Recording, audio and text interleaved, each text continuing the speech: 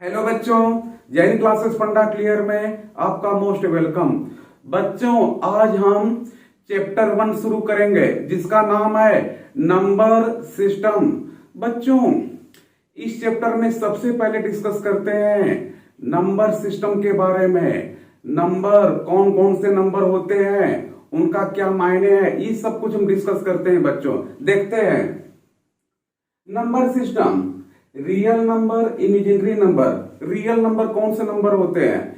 बच्चों, जितनी भी नंबर आपने अब तक सुना है, देखा है, पढ़ा है, लिखा है, सब के सब रियल नंबर है। चाहे वह पॉजिटिव इंटीजर हो, नेगेटिव इंटीजर हो, जीरो हो, डेसिमल हो, फ्रैक्शन हो, 1.333333 ऐसे नॉन टर्मिनेटिंग डेसिमल हो, कोई भी नंबर जो भी आपने अब तक पढ़ा है, सब के सब रियल नंबर है। चाहे वो अंडर रूट वाले नंबर हो, √3, √4, √5, कोई भी नंबर अब तक जो आपने देखा है, पढ़ा है, ये सब के सब रियल नंबर हैं।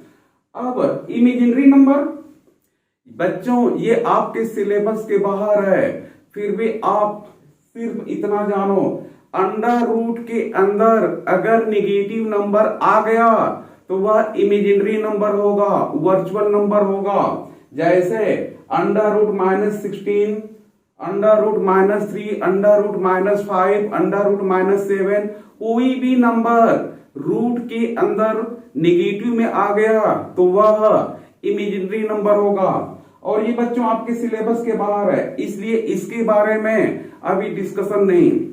ये आप क्लास 11th के मैथ में चैप्टर कॉम्प्लेक्स नंबर के अंदर पढ़ोगे, अभी नहीं, तो इसे अभी हम रहने देते हैं। Real number, rational number, irrational number. देखो बच्चों, रेशनल नंबर क्या है? ऐसा नंबर जो फ्रैक्शन में लिखा जा सकता है। फ्रैक्शन माने न्यूमरेटर, डिनोमिनेटर, a/b के फॉर्म में या p/q के फॉर्म में। Numerator divided by denominator, numerator upon denominator के फॉर्म में जिस नंबर को हम रिप्रेजेंट कर सकते हैं वह नंबर रेशनल नंबर होगा। और इरेशनल नंबर वह नंबर जिसे हम p/q के फॉर्म में नहीं लिख सकते, उसे हम फ्रैक्शन के फॉर्म में नहीं लिख सकते, उसे इरेशनल नंबर कहेंगे। और अभी बच्चों हम एग्जाम्पल के साथ एक्सप्लेन करते हैं। रेशनल नंबर के अंदर इंटीजर, फ्रैक्शन, ये आपको पता है, तो आप इसे ठीक से नोट कर लो। यहां तक का फंडा क्लियर।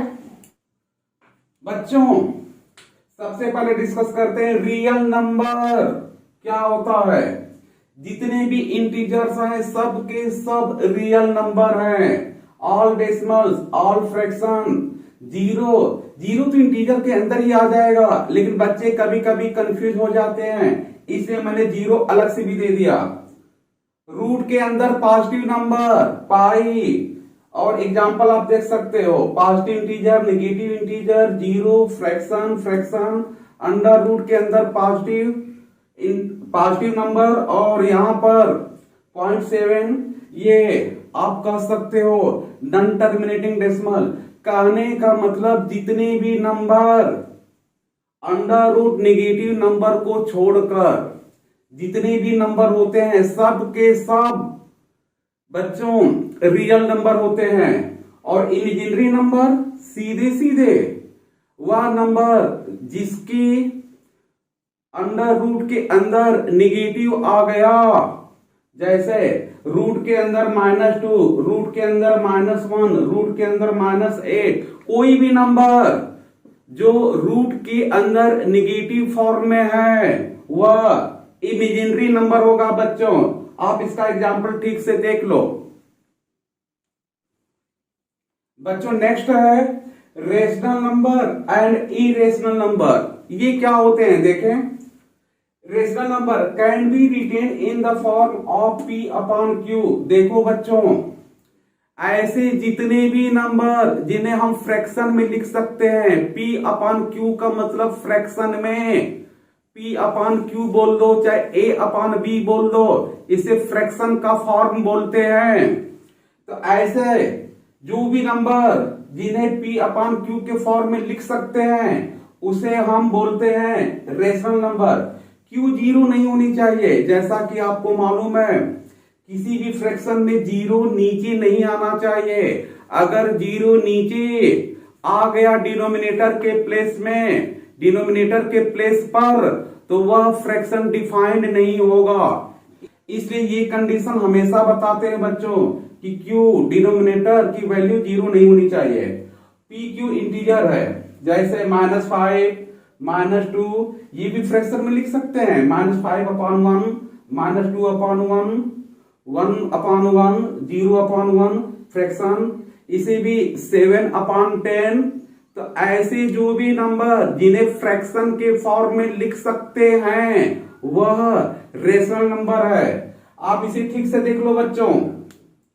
√9, √36 रूट से बाहर आ जाना चाहिए। 22/7 ये खुद अपने आप में फ्रैक्शन है। यहां पर आप देख सकते हो 1.31313131 ये नॉन टर्मिनेटिंग डेसिमल है। तो नॉन टर्मिनेटिंग डेसिमल में रिपीटिंग होनी चाहिए। 31 है तो 313131 इस तरह से रिपीट करना चाहिए। तो non terminating but repeating decimal वह भी रेशनल नंबर होता है बच्चों। आप इसे ठीक से देख लो। अब इरेशनल नंबर, इसका जस्ट अपोजिट, ऐसे नंबर्स जिन्हें हम फ्रैक्शन के फॉर्म में ना लिख सकें वह नंबर बोले जाते हैं बच्चों इरेशनल नंबर। जैसे √2, √3, √5 रूट के अंदर कोई भी नंबर डाल दो जो बाहर पूरी तरीके से ना आ पाए। तो इस हिसाब से ये भी क्या है इरेशनल नंबर, क्योंकि इन्हें हम P अपान Q के फॉर्म में नहीं लिख सकते। पाई बच्चों, पाई की वैल्यू 22/7 एग्जैक्ट नहीं होती है। इसकी वैल्यू 22/7 के करीब होती है, 3.14 के आसपास, लेकिन एग्जैक्ट वैल्यू 3.14 या 22/7 नहीं होती है। इसलिए यह भी इरेशनल नंबर है, क्योंकि इसे फ्रैक्शन के फॉर्म में नहीं लिखा जा सकता। इसी देखो यह चला जा रहा है, खत्म नहीं हो रहा है, तो नॉन टर्मिनेटिंग रिपीट नहीं कर रहा है। यहाँ 3 यहाँ 311 फिर 311 कहने का मतलब नॉन टर्मिनेटिंग नॉन रिपीटिंग ये जो नंबर्स होते हैं इरेशनल नंबर। तो आप इसे ठीक से समझ लो। यहां तक का फंडा क्लियर। बच्चों अब देखते हैं integer, whole number, natural number. Integer जैसा कि आपको पता है 0 1 2 3 4 5 पॉजिटिव इंटीजर, इधर नेगेटिव इंटीजर, और 0 तो न्यूट्रल है, यह ना तो पॉजिटिव इंटीजर ना ये नेगेटिव इंटीजर। तो आप इसे ठीक से देख लो। होल नंबर बच्चे कंफ्यूज कर जाते हैं। होल नंबर नेचुरल नंबर कभी कभी दोनों सेम समझ जाते हैं, मगर ऐसे नहीं। होल नंबर 0 से शुरू होता है, 0 1 2 3 4 5 इस तरह से। तो 0 से लेकर जितने भी पॉजिटिव इंटीजर हैं सब के सब होल नंबर है बच्चों। नेचुरल नंबर इसे 1 से काउंट किया जाता है। 1 से जितने पॉजिटिव इंटीजर होते हैं सब के सब नेचुरल नंबर। तो आप इसे ठीक से समझ लो। यहां तक का फंडा क्लियर। बच्चों नेक्स्ट क्वेश्चन है, इंसर्ट 5 नंबर्स बिटवीन 2/3 एंड 4/3। 2/3 और 4/3 के बीच में 5 नंबर इंसर्ट करने हैं बच्चों। जरा देखें, देखो 2/3 एंड 4/3 5 नंबर, 1 2 3 4 5 नंबर इंसर्ट करने हैं, इससे बड़ा और इससे छोटा। देखो बच्चों ऐसे क्वेश्चन में सबसे पहले डिनोमिनेटर सेम देखा करो। यहां 3 है, यहां भी 3 है। अगर डिनोमिनेटर सेम है तो ठीक है, अगर सेम नहीं है फिर एलसीएम लेकर मल्टीप्लाई करके सबसे पहले डिनोमिनेटर को सेम किया जाता है बच्चों। फिलहाल यहां पर डिनोमिनेटर सेम है। अब इसके बाद ऊपर देखो, यहाँ 2 है, यहाँ 4 है, तो इनके बीच में सिर्फ एक इंसर्ट कर सकते हो। 2 के बाद 4 है तो बीच में 3 इंसर्ट कर सकते हो। तो आपको ऐसे क्वेश्चन में खुद सोचना होगा कि कितने का ऊपर नीचे मल्टीप्लाई कर दूं ताकि इनके बीच में 5 नंबर हम इंसर्ट कर सकें। अगर मैं इसमें 2 का मल्टीप्लाई कर दूं तो ये हो जाएगा बच्चों 4/6। इसमें भी 2 का मल्टीप्लाई कर दूं तो 8/6, 4/6, 8/6, 4 के बाद 5, 6, 7, सिर्फ 3 नंबर इंसर्ट हो सकते हैं। तो 2 से मल्टीप्लाई मत करो, 3 से चेक करो। अगर 3 का मल्टीप्लाई करोगे तो 6/9, 12/9 और 6 से 12, 7, 8, 9, 10, 11, 5 नंबर इंसर्ट हो सकते हैं बच्चों। और अगर 3 से नहीं होता तो फिर 4 से, 5 से, इस तरह से आप 2-3 हिट ट्रायल में सर्च कर लोगे कि किससे मल्टीप्लाई करूं कि इनके बीच में जितना बोला गया है उतना नंबर हम इंसर्ट कर सकें। तो आप इसे ठीक से देख लो और इसे सॉल्व करोगे तो यही आएगा। इसको भी सॉल्व करोगे तो 4/3। क्यों? क्योंकि किसी भी फ्रैक्शन में ऊपर नीचे सेम नंबर से मल्टीप्लाई करेंगे तो कोई फर्क नहीं पड़ेगा, यहां पर भी कोई फर्क नहीं पड़ेगा। तो आप इसे ठीक से देख लो बच्चों। नेक्स्ट क्वेश्चन है, इंसर्ट 5 नंबर बिटवीन 2/3 एंड 3/4। देखो बच्चों यहां का डिनोमिनेटर अलग अलग है तो सबसे पहले डिनोमिनेटर सेम करो। 4 का इसमें मल्टीप्लाई कर दो, 3 का इसमें मल्टीप्लाई कर दो। तो 2/3, 3/4 के बीच में 5, 1, 2, 3, 4, 5 नंबर इंसर्ट करने हैं। तो इसमें और इसमें आप डिनोमिनेटर बराबर करने के लिए 4 का इसमें, 3 का उसमें मल्टीप्लाई करो। 4 का करोगे तो 4 दूनी के 8, 4 3 12, 3 3 के 9, 3 चौके 12। अब देखो इनके बीच में 8 और ये 9, इनके बीच में नंबर इंसर्ट नहीं कर सकते हो, हमें 5 इंसर्ट करना है। 2 का इंटू करोगे तो 16, ये 18। ऐसे ही 5 का जब इंटू करोगे तो ये 40 और ये 45। 40-45 के बीच में सिर्फ 4 नंबर इंसर्ट कर सकते हो, 41, 42, 43, 44, सिर्फ 4। तो 6 का मल्टीप्लाई कर दो। 6 का मल्टीप्लाई करेंगे तो यहां पर 48, 54, 48 के बाद 49, 50, 51, 52, 53, 5 नंबर इंसर्ट हो जाएंगे बच्चों।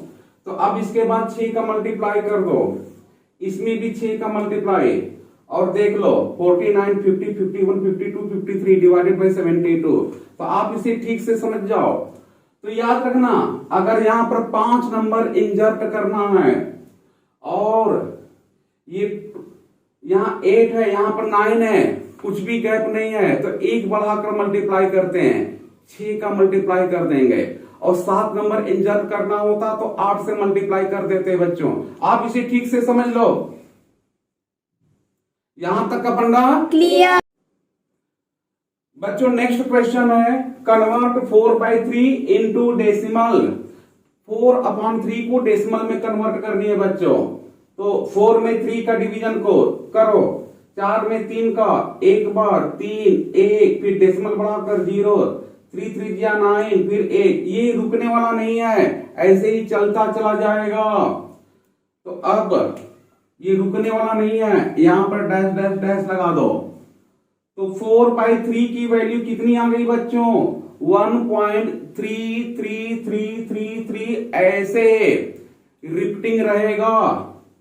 तो अब इसे लिखने का स्टाइल ये होता है बच्चों, 1.33 पे ऐसे बार लगा देते हैं। इसका मतलब ये है कि 3 ये रिपीट करता रहेगा। तो आप इसे ठीक से देख लो बच्चों। इस तरह के डेसिमल को बोलते हैं नॉन टर्मिनेटिंग डेसिमल, और ये बार बार रिपीट कर रहा है तो इसे रिपीटिंग भी बोलते हैं, non terminating and repeating decimal. तो आप इसे ठीक से देख लो बच्चों। नेक्स्ट क्वेश्चन है, कन्वर्ट इनटू फ्रैक्शन। हमें यहाँ पर डेसिमल फॉर्मेट में दिया हुआ है, उसे फ्रैक्शन में कन्वर्ट करना है बच्चों। देखते हैं, जो भी नंबर दिया है उसे आप x एज्यूम कर लो। मैंने मान लिया x इक्वल टू 1.3 बार, जो भी दिया है इसे डेसिमल में लिख लो, रिपीटेशन फॉर्म में 33333 इस तरह से इक्वेशन 1